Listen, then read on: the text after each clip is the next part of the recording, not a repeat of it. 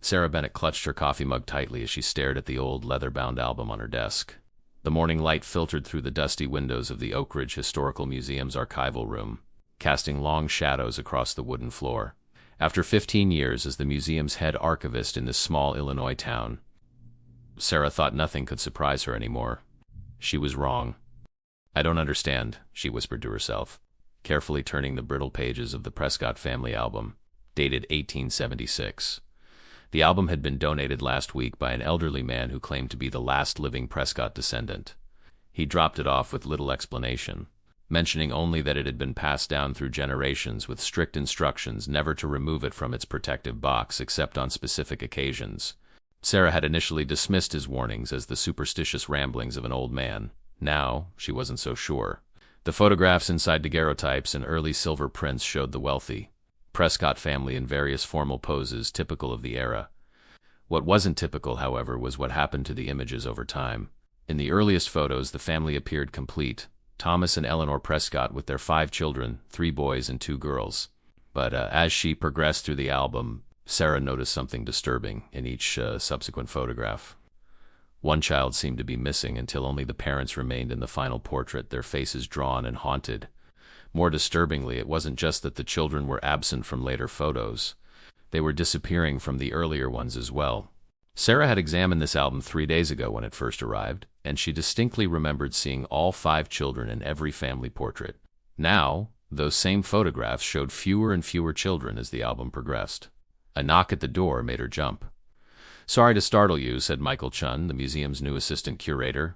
"Just checking if you've finished cataloging the new donations." Sarah gestured for him to come closer. "Mike, I need a second opinion. Look at these photographs and tell me what you see." Michael adjusted his glasses and leaned over the album. The Prescott family. Looks like mid-1870s based on the clothing and photographic technique. He turned a few pages. That's odd. Did some of their children die? They seem to have fewer kids in the later photos. That's what I thought at first, Sarah replied, but look at the dates. These photos were taken within months of each other. And I swear, when I first looked at this album 3 days ago, all 5 children were in every picture. Michael gave her a concerned look. "Sarah, that's not possible. Photographs don't change." "I know how it sounds," she said defensively. "But I've been doing this job for 15 years. I notice details. I'm telling you, something's happening to these images." Michael straightened up. "Maybe you should take a break. You've been working long hours since the budget cuts." Sarah closed the album with a sigh. "Maybe you're right." After Michael left, she reopened the album and gasped. In the first family portrait, the one that had shown all 5 children just minutes ago, now only 4 children remained. She quickly grabbed her phone and took pictures of every page, her hands trembling.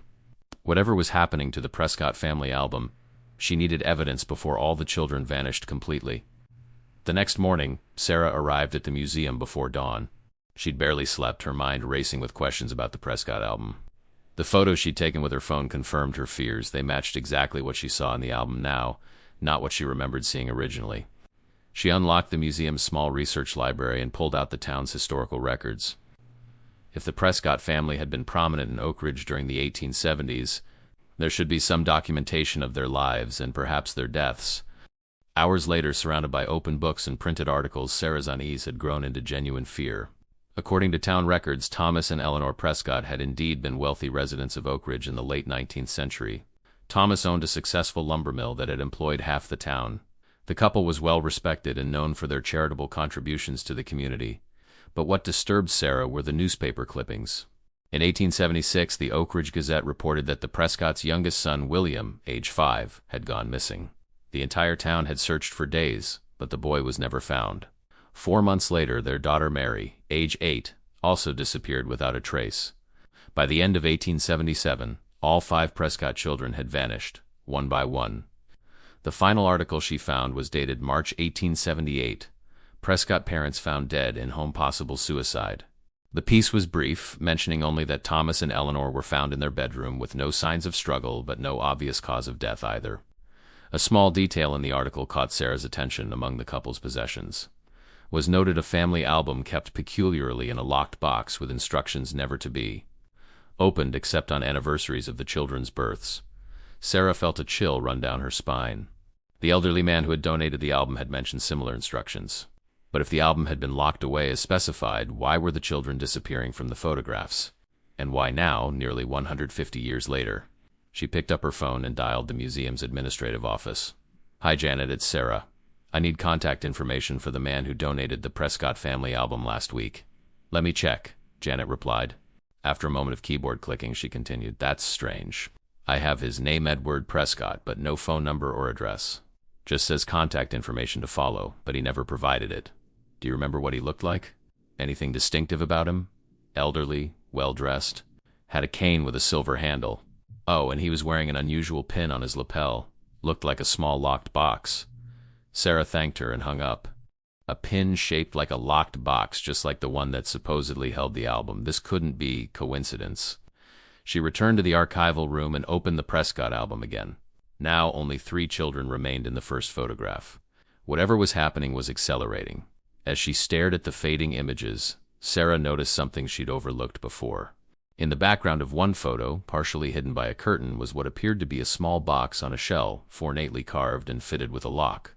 She grabbed a magnifying glass for a closer look. Etched into the box's surface was a phrase, barely legible. "Time claims what is forgotten." That evening, Sarah couldn't bring herself to leave the museum. She'd called her husband to explain she was working late on an urgent project. He was used to her occasional research obsessions and didn't question it. The Prescott album lay open on her desk, now showing only 2 children and the first family portrait. Sarah had spent the afternoon searching for more information about the family, but had found little beyond what she already knew. No records explained what might have happened to the children or why the parents might have taken their own lives. As she rubbed her tired eyes, the lights in the archival room flickered briefly. Sarah looked up, suddenly aware of how quiet the museum had become. Everyone else had gone home hours ago. A soft thud from the corridor outside made her freeze. Footsteps approached slowly, accompanied by the rhythmic tap of a cane against the hardwood floor. Sarah held her breath as the footsteps stopped outside her door. After a moment of silence, 3 gentle knocks echoed through the room. "Miss Bennett," called an elderly man's voice. "I believe we need to talk about the Prescott album." Sarah hesitated, then moved to the door. Through the frosted glass panel, she could make out the silhouette of a tall, thin man. Gathering her courage, she opened the door. Before her stood the elderly donor, Edward Prescott.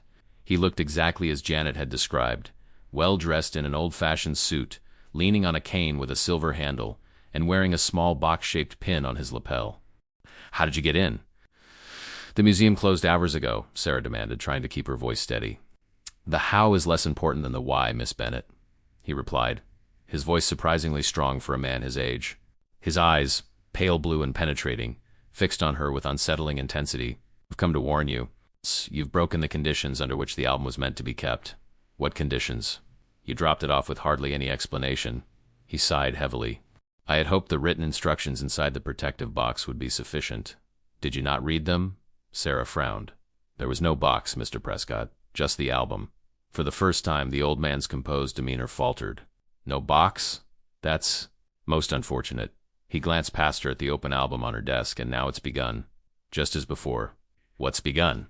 Why are the children disappearing from the photographs? What is happening to the Prescott family?" The old man's expression darkened. "Not what is happening, Miss Bennett. What has happened. History doesn't change, but memory does. The album doesn't alter the past. It reveals how thoroughly the past has been forgotten." He stepped closer, lowering his voice. "Those children weren't merely missing, Miss Bennett. They were erased not just from their family, but from the memory of this town. Each child who disappeared was gradually forgotten as though they had never existed. Parents who should have been consumed by grief instead found their memories fading, until they could no longer recall the faces of their own children." "That's not possible," Sarah whispered. "The human mind is fragile, and memory more fragile still," Edward replied.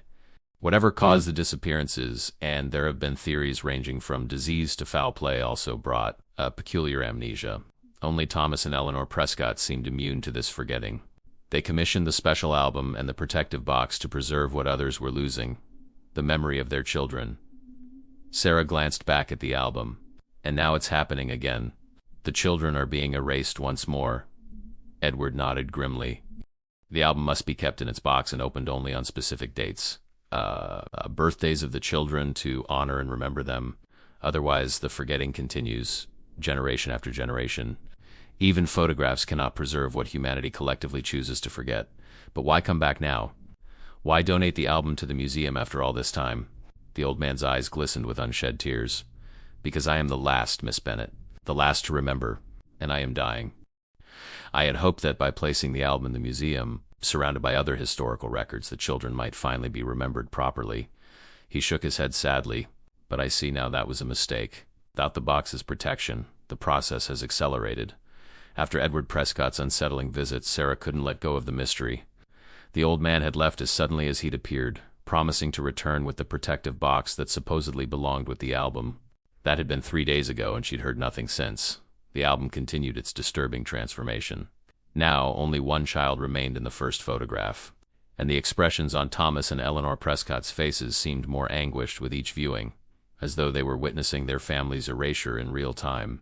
Sarah had begun to question her own memories. Had she really seen 5 children in the initial photographs, or had there only ever been one? Was she experiencing the same strange amnesia that had apparently afflicted the town of Oak Ridge nearly 150 years ago? She needed answers, and she knew where she might find them. The Prescott mansion still stood on the outskirts of town, abandoned for decades and rumored to be haunted. The property had changed hands several times over the years, but no one ever stayed long. Currently, it was owned by a real estate developer waiting for approval to demolish the historic home and build luxury condominiums. Sarah had called the developer that morning and, using her position at the museum, had secured permission to examine the house for items of historical significance before its scheduled demolition. It wasn't strictly ethical, but she was beyond caring about protocol. As she drove up the long, overgrown driveway, the mansion loomed ahead like something from a Gothic novel. 3 stories of Victorian architecture with peeling paint and boarded windows, surrounded by ancient oak trees that cast long shadows across the neglected lawn. Sarah parked and approached the house, keys in hand. The front door creaked open, revealing a dusty foyer with a grand staircase. The air inside was stale and cold, despite the warm spring day outside. According to her research, Thomas and Eleanor's bedroom had been on the 2nd floor, east wing. If there were any clues about the protective box, that seemed the most likely place to start. As she climbed the stairs, Sarah couldn't shake the feeling of being watched. The house was silent except for the occasional settling of old timbers and the distant drip of water somewhere above. Yet she felt a presence, or several, moving just at the edge of her perception. The master bedroom was exactly where the floor plans had indicated. The furniture was long gone, but faded rectangles on the wallpaper showed where paintings and a large headboard had once been positioned. Sarah moved methodically around the room, tapping on walls, checking for loose floorboards, searching for any hidden compartments. After an hour of fruitless investigation, she sat on the dusty floor, discouraged. Maybe there was nothing to find. Maybe Edward Prescott was just a confused old man, and the changing photographs were some trick of light or memory. As she leaned back against the wall, her hand brushed against something carved into the baseboard. Using her phone's flashlight, she examined the wood more closely. There, almost invisible beneath decades of dust, was a small symbol identical to the box-shaped pin Edward had worn on his lapel. Sarah pressed the symbol, and to her amazement, a small section of the baseboard slid open, revealing a hidden cavity. Inside was a velvet pouch. With trembling hands, she carefully extracted it from its hiding place and loosened the drawstring. The pouch contained a key, old, ornate, and made of tarnished silver. There was no box, but the key was unmistakably meant for one. Engraved on its handle was the same phrase she'd seen in the photograph: "Time claims what is forgotten." A floorboard creaked behind her. Sarah spun around, heart pounding, but the doorway was empty. Still, she couldn't escape the sensation that she wasn't alone. The air had grown colder, and the shadows in the corners of the room seemed deeper, almost moving. In the silence, she heard what sounded like children's whispers, too faint to understand, but unmistakably young voices engaged in urgent conversation. "Hello?" she called out, her voice echoing in the empty room. "Is someone there?" The whisper stopped immediately. The temperature dropped further, and Sarah could now see her breath forming clouds in the air. A child's laugh, brief and distant, echoed from somewhere down the hallway. Clutching the key tightly, Sarah hurried out of the bedroom and toward the stairs. The whispers resumed behind her, following her progress through the house. As she reached the foyer, the front door slammed shut with a force that rattled the windows. Sarah rushed to the door and tugged at the handle. It wouldn't budge. She was locked inside. As Sarah struggled with the door, the whispers grew louder, surrounding her like a swarm of invisible insects. The temperature continued to drop until she was shivering uncontrollably.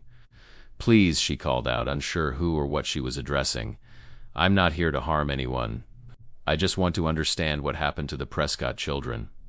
The whispers abruptly ceased. The silence that followed was somehow more unnerving. Then a child's voice, clear and distinct, spoke directly behind her. You have our key. Sarah turned slowly. Standing at the bottom of the staircase was a young boy, perhaps 7 years old, dressed in clothing from the 1870s: short pants, a jacket with brass buttons, and a small cap. His features were indistinct, as though viewed through frosted glass, but his eyes were piercingly clear and fixed on Sarah with unchildlike intensity. You're one of the Prescott children, she whispered. The boy tilted his head. I am James Prescott, third born, but soon I will be no one at all. He pointed to the key in her hand. You found our key, but without the box it is useless. Sarah took a tentative step toward him. What happened to you and your siblings, James? Why did you disappear? We did not disappear, the boy replied, his voice echoing strangely in the empty foyer. We were taken, one by one, and then we were forgotten. Taken by whom? The boy's form flickered like a faulty projection. By the one who feeds on memory, the one who grows stronger as we fade. He glanced nervously at the shadows gathering in the corners of the room. I cannot stay long. He will notice I am here. Who is he? Sarah pressed. We called him the Gray Man, James whispered. He came to Oak Ridge in the winter of 1876, seeking shelter from a storm. Father offered him lodging in our home despite Mother's objections. She said his eyes were wrong, empty, like holes in the world. The boy moved closer, his feet making no sound on the dusty floor. The Gray Man told wonderful stories. We children were enthralled. But after each story, one of us would feel ... less, as though parts of our thoughts were missing. William noticed first that people in town were starting to forget him. His friends didn't recognize him. His teacher marked him absent, though he sat in class all day. And then he vanished completely, Sarah said softly. James nodded. The Gray Man took him first. Then Mary, then Elizabeth, then Robert. I was last. Each time the forgetting spread. The entire town began to lose memories of us. Only Mother and Father remembered, but even their memories were under constant attack. That's why they created the album in the box, Sarah realized. To preserve the proof you existed. The box was special, James confirmed. Mother found someone who knew old ways protection against creatures like the Gray Man. The box was carved from an ancient oak and inscribed with symbols of remembrance. It held the album safe and kept our images from fading completely. He looked at the key in Sarah's hand. That key not only locks the box, but binds what's inside to the memory of the living. When the box is opened on our birthdays, it reinforces our existence in the world's memory. Without those observances, we fade. And without the box itself, ... He gestured helplessly. You've been fading for 150 years, Sarah said, her heart aching for the lost children. Not fading, James corrected. Fighting. The Gray Man couldn't take us completely because of Mother's precautions. We've existed in this in-between state, remembered just enough through the album to avoid total erasure, but never enough to fully return. The shadows in the room suddenly shifted, coalescing into darker patches that seemed to pulse with malevolent awareness. James's form flickered more violently. He's coming. You must go. Find Edward, he has the box. Unite it with the key in the album before the last of us disappears from the final photograph. If all evidence of our existence is erased, the Gray Man will be free to feed again. Feed on what? Sarah asked, though she feared she already knew the answer. On children, James whispered, his form growing fainter. Always on children. And the forgetting that follows allows him to take more. He has been weakened, trapped by our half-existence. But once we are gone completely, ... The front door suddenly swung open with a gust of cold wind. James's figure dispersed like smoke. Run! His voice echoed from nowhere and everywhere. Before he remembers you. Sarah didn't need to be told twice. She fled from the mansion, the silver key clutched tightly in her hand, and the sensation of hungry shadows reaching for her with every step. Sarah's hands shook so badly she could barely insert her key into her apartment door. Once inside, she double-locked it and collapsed onto her couch, still clutching the silver key from the Prescott mansion. Her phone showed 7 missed calls from the museum. It was after 6 p.m. She'd been in that house much longer than she'd realized. Time had seemed to distort in the presence of James Prescott's spectral form. As she caught her breath, Sarah tried to process what she'd learned. The Prescott children hadn't simply disappeared. They'd been systematically erased from memory by some entity the children called the Gray Man. Their parents had created the album and box as protection, a way to preserve proof of their existence. And now, with the album separated from its protective box, the children were disappearing all over again. She needed to find Edward Prescott. He had mentioned returning with the box, but 3 days had passed with no sign of him. She pulled out her phone and dialed the museum again. Oak Ridge Historical Museum, this is Janet. Janet, it's Sarah. Has Edward Prescott, the man who donated the album, has he come by or called? No, nothing. Are you okay? You sound upset. Sarah hesitated. How could she explain what was happening without sounding completely unhinged? Fine. Just following up on some research. If he contacts the museum, call me immediately, day or night, okay? After hanging up, Sarah paced her small apartment thinking. If Edward had the box but hadn't returned to the museum, something might have happened to him. Given his age, hospitalization was a possibility. She spent the next hour calling every hospital and care facility within 50 miles, asking about an elderly patient named Edward Prescott. None had anyone by that name. As a last resort, she tried the local obituaries from the past 3 days. And there it was in yesterday's notices. Edward James Prescott, 94, passed peacefully in his sleep on Tuesday night. As the last of his family line, he is survived by no immediate relatives. Private memorial service to be held at Oak Ridge Cemetery Friday at 2 p.m. Today was Friday. The service would have happened hours ago. Sarah grabbed her coat and the silver key and rushed out the door. If Edward had been buried with any personal effects, the box might be lost forever. Her only hope was that it might still be at his residence. The obituary had mentioned Charleston Retirement Home as his most recent address. It was a 30-minute drive, but Sarah made it in 20. The retirement home was a pleasant, modern facility with well-kept gardens. At the reception desk, Sarah introduced herself as a museum colleague working on preserving Mr. Prescott's family history. The receptionist seemed sympathetic but hesitant. Mr. Prescott was a very private person, she explained. He didn't have many visitors. I understand, Sarah said, trying to sound professional despite her desperation. He donated an important historical artifact to our museum recently, but there's a companion piece, a special box, that should have accompanied it. Without it, the historical value is significantly diminished. I was hoping to check his room before his belongings are cleared out. The receptionist considered this, then nodded. His room hasn't been cleared yet. His lawyer is handling the estate and won't be here until Monday. She lowered her voice. Between us, there wasn't much to clear. Just some clothes, books, and a few personal items. Mr. Prescott lived simply. She escorted Sarah to a small room on the second floor. As the receptionist had indicated, there were few personal touches, some books on local history, a collection of antique cufflinks, framed black and white photographs of landscapes, but nothing that resembled an ornate box. Was anything removed after his death? Sarah asked. Anything he might have kept especially secure? The receptionist thought for a moment. Well, there was a safe in his closet. His lawyer came by yesterday and removed something from it. Had the combination in Mr. Prescott's will, apparently. Do you know this lawyer's name? Or which firm? Caldwell & Sons, downtown. James Caldwell was his attorney for decades, from what I understand. Sarah thanked the receptionist and hurried back to her car. It was after 7 p.m. now the law office would be closed. But she couldn't wait until Monday. According to what James Prescott had told her, if the last child disappeared completely from the album, something terrible would be unleashed. She drove to the Caldwell & Sons law office anyway, hoping for some sign of activity, perhaps a late working attorney or custodial staff. The building was dark, but a security guard was making rounds in the lobby. Sarah approached the glass doors and knocked. The guard looked up, annoyed at first, then approached cautiously. We're closed until Monday, he said through the door. Please, Sarah called back. I need to reach James Caldwell urgently regarding Edward Prescott's estate. It's an emergency. The guard shook his head. Mr. Caldwell left for the weekend. He's at his cabin upstate until Tuesday. Does he have a phone number, an email, anything? Lady, I can't give out personal information. You'll have to come back next week. Sarah pressed her business card against the glass. Please, just tell him Sarah Bennett from the Oak Ridge Museum called about Edward Prescott's box. It's incredibly urgent. The guard sighed but took the card. I'll pass it along, but don't expect anything before Tuesday, as Sarah returned to her car. A sense of helplessness washed over her. The album was still at the museum, continuing its inexorable erasure of the Prescott children. She had the key, but no box. Edward was dead, the lawyer unreachable, and time was running out. Then she remembered James's words. Find Edward, he has the box. Not had, but has. Could the boy have meant something else? Was there another Edward she should be looking for? Or perhaps he meant to look for Edward where he now resided in Oak Ridge Cemetery. Dusk was settling over Oak Ridge Cemetery as Sarah arrived. The gates were still open. They wouldn't close until 8 p.m., giving her about 20 minutes to find Edward Prescott's fresh grave. The cemetery was vast, with sections dating back to the town's founding in the early 1800s.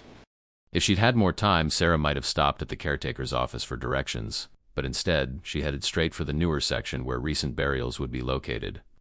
Rows of polished granite headstones gleamed in the fading light. Sarah moved quickly, scanning names and dates, aware of both the limited time and the growing shadows between the monuments. After Edward's warning about the gray man and her encounter with James Prescott's spirit, every shifting shadow made her pulse quicken. Near the far edge of the new section, she found a simple granite marker with Edward James Prescott, 1931 to 2025, engraved beneath a small symbol that matched the box-shaped pin he had worn. The earth was freshly turned, flowers from the afternoon service still bright against the dark soil. Sarah stood before the grave, uncertain what to do next. Had James meant for her to find something buried with Edward? She couldn't very well dig up a fresh grave, nor did she think Edward would have been buried with the box. As she pondered her next move, Sarah noticed something unusual about the headstone. The small box symbol appeared to be slightly recessed, similar to the hidden compartment she'd found in the Prescott mansion. Acting on instinct, she pressed it gently. A soft click rewarded her efforts, and a small drawer slid out from the base of the headstone. Inside was a folded piece of paper with her name written on it in shaky handwriting. Sarah unfolded the note with trembling fingers. "Miss Bennet, if you are reading this, I have passed on, and you have followed the breadcrumbs I left for you. I knew from the moment I met you that you would not let the mystery rest. Your reputation as a thorough archivist preceded you, which is why I chose your museum for the album. What I did not anticipate was that the protective box would be separated from the album during transportation. That unfortunate accident has accelerated the process I had hoped to manage more gradually. The box is not with me, nor in my possessions. It is where it has always belonged, with the family. Return to the Prescott mansion and seek the children's room on the 3rd floor. What was hidden in darkness shall be revealed by the proper key. Make haste. The gray man has been weakened by his long imprisonment, but as the children fade, he grows stronger. Already he can influence the physical world in small ways. If the last child vanishes from the album, nothing will contain him. You have seen now that not all history is preserved in books and photographs. Some truths can only be experienced. Remember the children, Miss Bennet? Memory is the strongest weapon against oblivion." With respect and gratitude, Edward J. Prescott, Sarah folded the note and placed it in her pocket. The cemetery gates would be closing any minute, and she needed to return to the Prescott mansion immediately. As she turned to leave, she noticed the air growing colder around her. Her breath clouded in front of her face, and the evening shadows seemed to deepen unnaturally. Between the gravestones, darkness pooled and shifted with purpose, forming shapes that were almost human. And then she saw him, a tall figure in a gray coat, standing perfectly still about 50 yards away. His face was indistinct, as though smudged by a careless eraser, but Sarah could feel his gaze fixed on her with terrible intensity. He tilted his head slightly, the gesture somehow conveying both curiosity and hunger. The gray man had found her. Sarah ran, weaving between headstones toward the cemetery gates. Behind her she heard no footsteps, but the cold seemed to chase her, reaching icy fingers at her back. As she neared the gates, she glanced back. The gray man was closer now, though she hadn't seen him move. His form seemed to flicker and jump, covering ground without passing through the space between. And now she could see his eyes, or rather, the absence where eyes should be, just as James had described empty holes in reality itself. She burst through the gates just as the caretaker was preparing to lock them. He jumped in surprise at her sudden appearance. "Sorry," she gasped. Lost track of time, the elderly caretaker frowned. "You shouldn't be here this late, miss. Bad things happen after dark." He glanced nervously past her into the cemetery. "Which these days? What do you mean?" Sarah asked, catching her breath. The caretaker shook his head. "Animals going missing, strange noises at night, shadows where there shouldn't be shadows." He locked the gates with a heavy iron key. "My daddy worked these grounds for 40 years. He taught me to recognize when something ain't right. And something ain't right now." Sarah looked back through the iron bars. The gray man was gone, but the unnatural cold lingered in the air. "How long have these strange occurrences been happening?" "Started about a week ago," the caretaker replied, pocketing his keys. "Right after we had a burial for a gentleman who had no mourners. Sad affair. Just the lawyer and myself present." "Edward Prescott," Sarah said quietly. The caretaker raised his eyebrows in surprise. "You knew him?" "Briefly," she replied. "He donated something important to the museum." The old man nodded thoughtfully. "Well, whatever's happening, it started after his passing, like something was waiting for him to go." He turned to lock the cemetery office. "You'd best get home before full dark, miss. Some nights I swear I see someone walking these grounds. Someone tall and thin, wearing an old-fashioned gray coat." Sarah shivered. "Thank you for the warning. As she drove toward the Prescott mansion, she checked her phone. It was nearly 8:30 p.m. The sun had fully set, and the rural road was dark except for her headlights. She tried not to think about what might be waiting for her at the abandoned house, or whether she was already too late to save the last child in the album. The Prescott mansion looked even more ominous in darkness, its broken windows like black eyes staring out from the weathered facade. Sarah parked in the same spot as before and sat in her car for a moment, gathering her courage. According to Edward's note, the box was in the children's room on the 3rd floor. She had explored most of the 2nd floor earlier but hadn't ventured to the 3rd. The key from the hidden compartment was still in her pocket, along with her phone and a small flashlight she kept in her glove compartment. Taking a deep breath, Sarah exited the car and approached the house. The front door hung partially open, though she distinctly remembered it closing behind her when she left. A chill that had nothing to do with the night air ran down her spine as she stepped inside. The foyer was darker than before, the shadows deeper and more absolute. Weak path through the gloom as she made her way to the grand staircase. Each step creaked beneath her feet, the sound unnaturally loud in the silent house. She climbed. Sarah couldn't shake the feeling of being watched. Occasionally, she thought she glimpsed movement at the corners of her vision, a small figure darting behind a doorway, the swish of a dress disappearing around a corner. The Prescott children, perhaps, or just her imagination working overtime in the unsettling environment. She reached the 2nd floor and continued upward to a narrower staircase that led to the 3rd floor. This would have been the servants' and children's level in a Victorian home of this size. The stairs were steeper here, the ceiling lower. At the top landing, a long corridor stretched into darkness with several doors on either side. Sarah moved cautiously, shining her flashlight into each room as she passed former servants' quarters. A schoolroom, a nursery with faded circus animals still visible on the peeling wallpaper. At the end of the hall stood a larger door, more ornately carved than the others. This had to be the main children's bedroom. Sarah approached it slowly, her flashlight beam revealing an intricate pattern carved into the wood 5 interlinked circles, each containing what appeared to be a child's initial, W, M, E, R, and J. William. Mary, Elizabeth, Robert, and James. The doorknob turned easily under her hand, and the door swung inward with a low, mournful creak. Sarah stepped inside, her flashlight illuminating a large room with 5 small beds arranged in a semicircle. Despite decades of abandonment, the room was eerily well preserved, almost as though time had moved differently here. Each bed was neatly made with faded quilts. Small personal items still arranged on nearby tables, a wooden toy soldier, a hairbrush with a few blonde hairs still caught in the bristles, a child's diary bound in faded red leather. A large wardrobe stood against the far wall, and beside it, a toy chest with the children's names carved into its surface. As Sarah moved further into the room, the temperature plummeted. Her breath formed clouds in the beam of her flashlight, and the cold penetrated her jacket, making her shiver violently. "James?" she called softly. "Are you here? Any of you?" The silence stretched, broken only by the distant ticking of a clock from somewhere in the house, though Sarah suspected no clocks here had been wound in over a century. Then gradually she became aware of whispers, the same hushed, urgent whispers she'd heard during her previous visit. They seemed to come from all around her, children's voices overlapping in an incomprehensible stream of sound. "I'm here to help," Sarah said, louder this time. "Edward Prescott sent me to find the box. I have the key."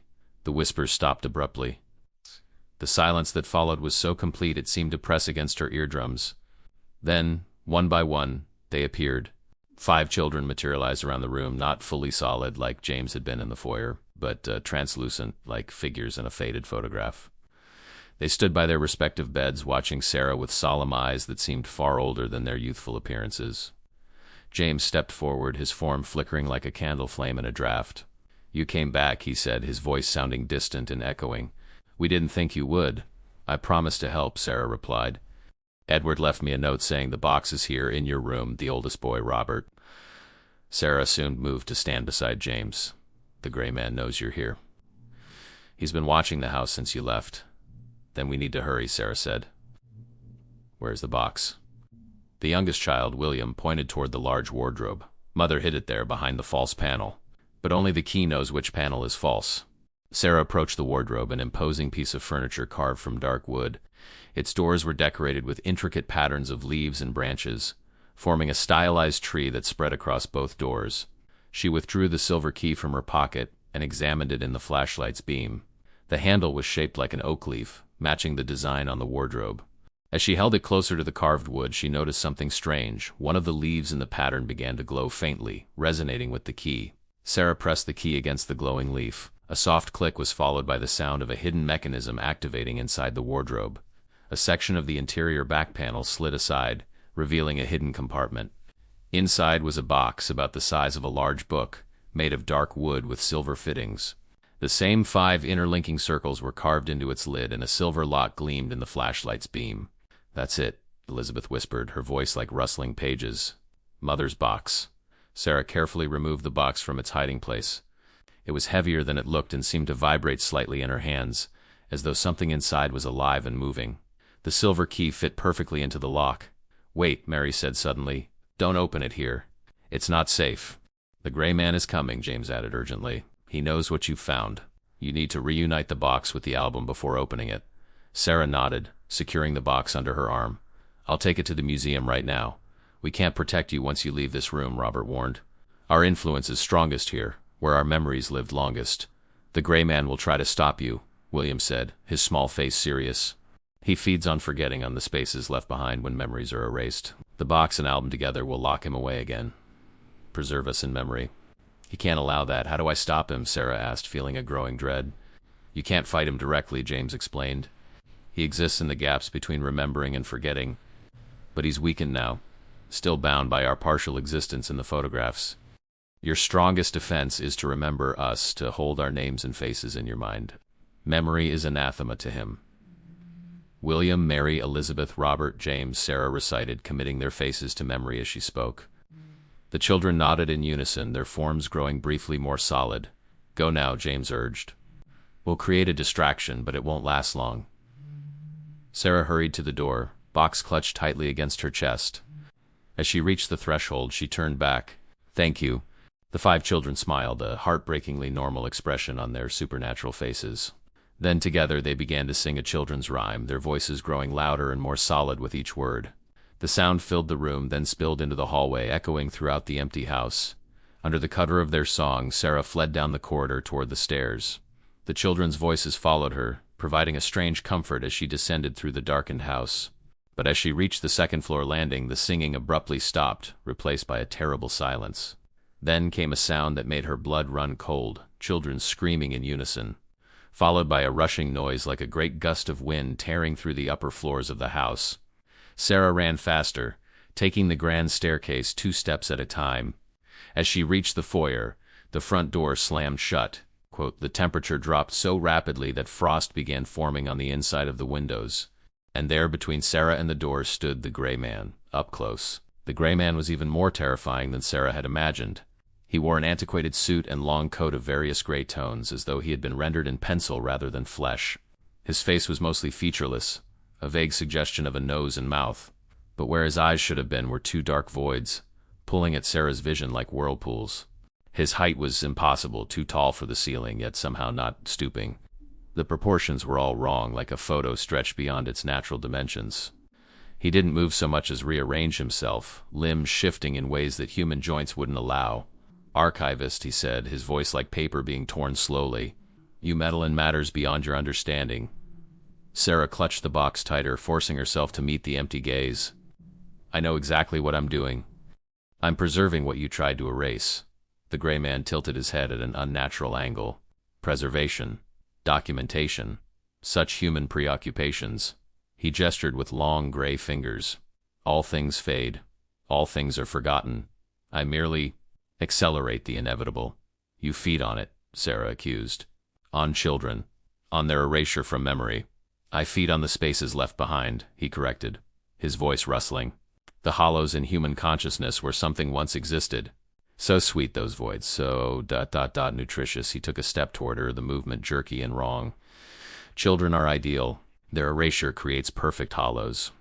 Parents who can no longer recall their child's voice.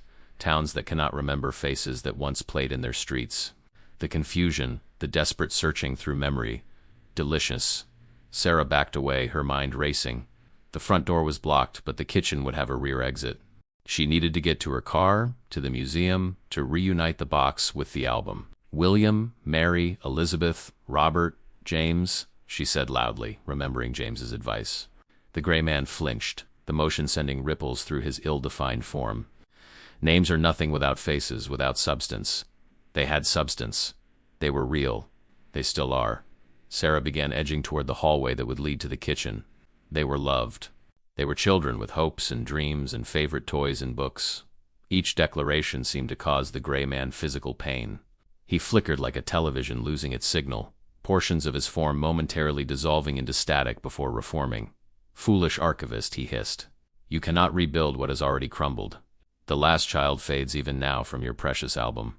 Soon nothing will remain but the hollow, and I will feed." "You're wrong," Sarah said, continuing her careful retreat. "I have the box and the key. I can restore what was lost."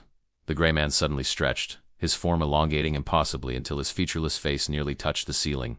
The voids of his eyes expanded, darkness spreading across where his features should be until his head was nothing but a black hole, a hungry emptiness. "Give me the box," he demanded, his voice no longer paper but thunder, reverberating through the house with enough force to shake dust from the chandelier. Sarah turned and ran. She sprinted down the hallway toward the kitchen, the box clutched against her chest. Behind her, the gray man made no sound of pursuit, but she could feel the cold spreading, chasing her through the house like a living thing. The kitchen was a large, derelict space with ancient appliances and a massive hearth. Moonlight filtered through broken windows, illuminating a door on the far side her escape route. Sarah rushed toward it, hope rising in her chest. 3 feet from the door, the shadows before her coalesced into the gray man's form. He hadn't followed her. He had simply reformed where she was going, stepping out of the darkness as though it were a doorway. "There is nowhere to run that I cannot follow," he said, his voice once again the sound of tearing paper. "I am in every shadow, every forgotten corner, every faded memory." Sarah skidded to a halt, nearly colliding with him. Desperately, she looked around for another exit, but he blocked the only door, and the windows were too small to climb through quickly. The gray man reached for her with elongated fingers. "The box, archivist. Give it to me, and perhaps I will leave this town when I am done. Perhaps I will not take another child from here for a century or more." "Never," Sarah said, backing away until she felt the large hearth behind her. Her hand touched something cold and metal, a fire poker, left behind like so much else in the abandoned house.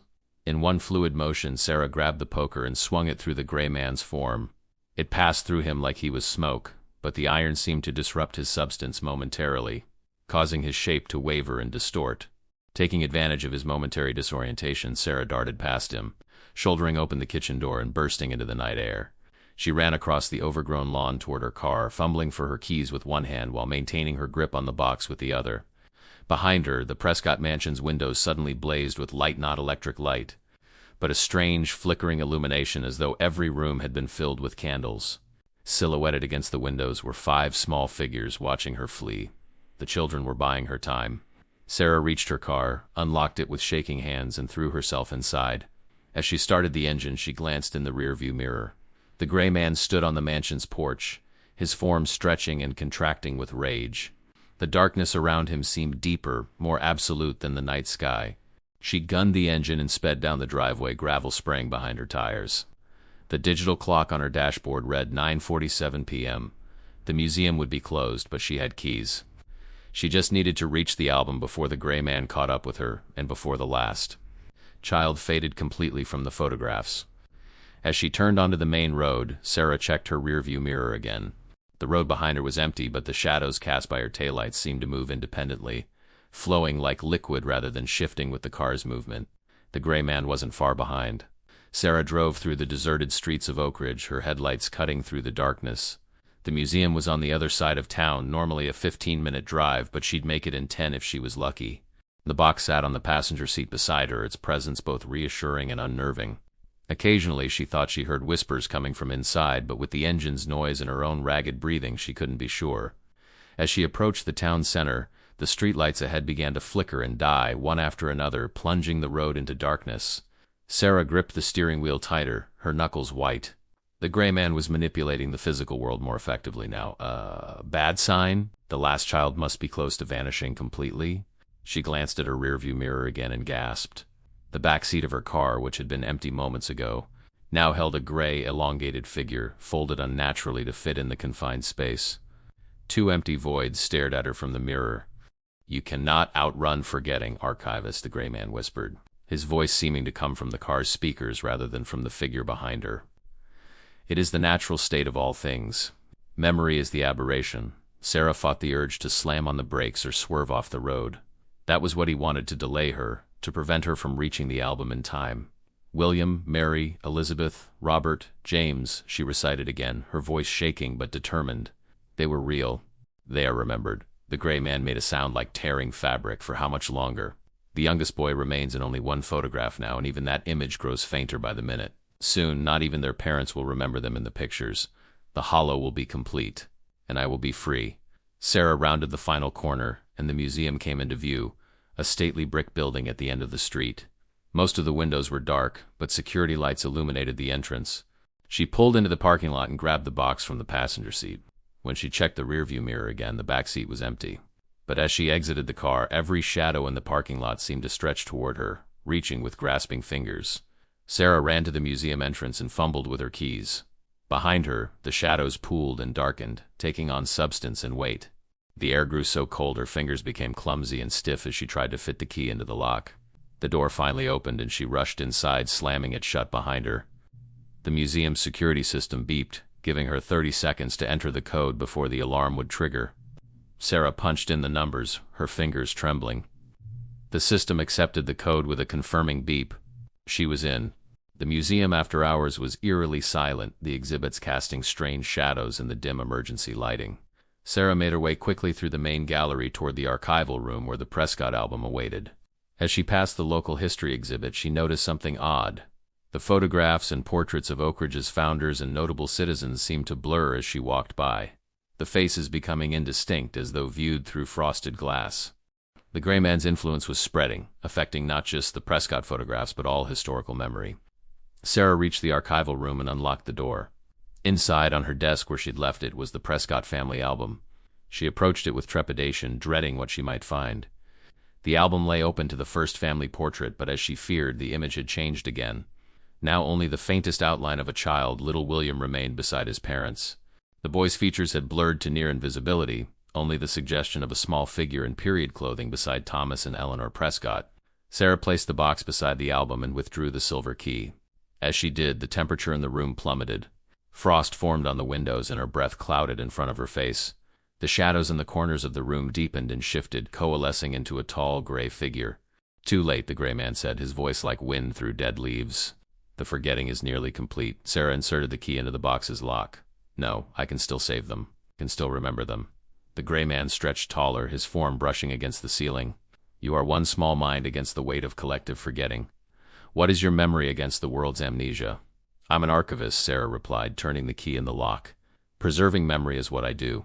The box clicked open. Inside, nestled in velvet, were 5 small objects: a toy soldier, a hair ribbon, a carved wooden animal, a silver thimble, and a child's drawing of a family. Physical objects preserved from the Prescott children's lives. "The album records their existence," Sarah said, understanding dawning. "But these remember who they were." She placed each object carefully beside the album, arranging them in a semicircle. As she did, the gray man's form became more agitated, stretching and contracting erratically. "Stop," he commanded, but his voice had lost some of its power. Sarah opened the album to the first page and placed it inside the box, arranging it so that it lay open, the family portrait visible. Then she began to speak, her voice growing stronger with each word. "William Prescott, born April 10, 1871, loved toy soldiers and pretending to be a general. Collected interesting rocks and kept them in his pockets until they wore holes." As she spoke, the faint outline in the photograph became slightly more distinct. The gray man writhed, his form stretching thin like pulled taffy. "Mary Prescott, born January 23, 1868, wore her hair in ribbons and wanted to be a teacher when she grew up. Had a secret language with her sister Elizabeth." Another shadow appeared beside William in the photograph, gradually taking on the features of a young girl. Sarah continued, drawing on everything she had learned about the Prescott children from the museum records, from Edward's notes and from her encounter with their spirits. "Elizabeth Prescott, born November 5, 1866, collected thimbles and helped her mother with sewing. Could recite poetry from memory and often performed for guests at family gatherings." A third child materialized in the photograph. "Robert Prescott, born July 17, 1864, carved wooden animals as gifts for his siblings. Dreamed of traveling west to see the mountains and forests beyond Illinois." A fourth figure appeared. an older boy standing tall beside his sisters. The gray man was barely cohesive now, his form stretched so thin it was becoming transparent. The darkness that had comprised his substance was draining away like water through a sieve. James Prescott, born September 30th, 1869, loved to draw and created portraits of his family that his mother kept in her jewelry box. Kind to animals and protective of his younger siblings. The fifth and final child appeared in the photograph, the family portrait now complete once more. 5 children stood with Thomas and Eleanor Prescott, their images clear and distinct, preserved in photographic memory. They were real, Sarah declared, her voice ringing with conviction. They lived, they were loved, and now they are remembered. The gray man gave a final, terrible shriek, a sound like history itself being torn apart. His form collapsed inward, the darkness that had composed him swirling like water down a drain, funneling into the box. As the last wisp of gray disappeared, Sarah slammed the lid shut and turned the key in the lock. Warmth instantly returned to the room. The frost on the windows melted away and the shadows retreated to their normal, passive state. In the sudden quiet, Sarah could hear her own heartbeat and the gentle ticking of the clock on the wall. It was over. The gray man was contained, locked away in the space between memory and forgetting, bound by the remembered existence of the Prescott children. Sarah sat heavily in her desk chair, exhausted but triumphant. She opened the album again, confirming that all 5 children remained clearly visible in every family portrait. Their faces as distinct as they must have been when the photographs were first taken nearly 150 years ago. As she studied their faces, Sarah thought she saw the children smile, just the slightest upturn of lips that hadn't been present in the solemn Victorian portraits before. A thank you, perhaps, or just a trick of the light. Either way, Sarah smiled back. The Prescott children were safe now, preserved in memory and protected by the box their mother had commissioned so long ago. They would not be forgotten again. In the quiet museum surrounded by the carefully preserved artifacts of Oak Ridge's history, Sarah Bennett closed the Prescott family album and placed it gently back inside its protective box. Some memories, she had learned, were worth fighting for, worth preserving against the slow erasure of time and the hungry shadows that fed on forgetting. And as long as the album remained in its box, opened on the children's birthdays as Eleanor Prescott had specified, the gray man would remain imprisoned, unable to feed on the hollows left by forgotten children. Sarah locked the box with the silver key and made a note in the museum's catalog, Prescott Family Album 1876, to be opened on April 10th, January 23rd, November 5th, July 17th, and September 30th. No exceptions.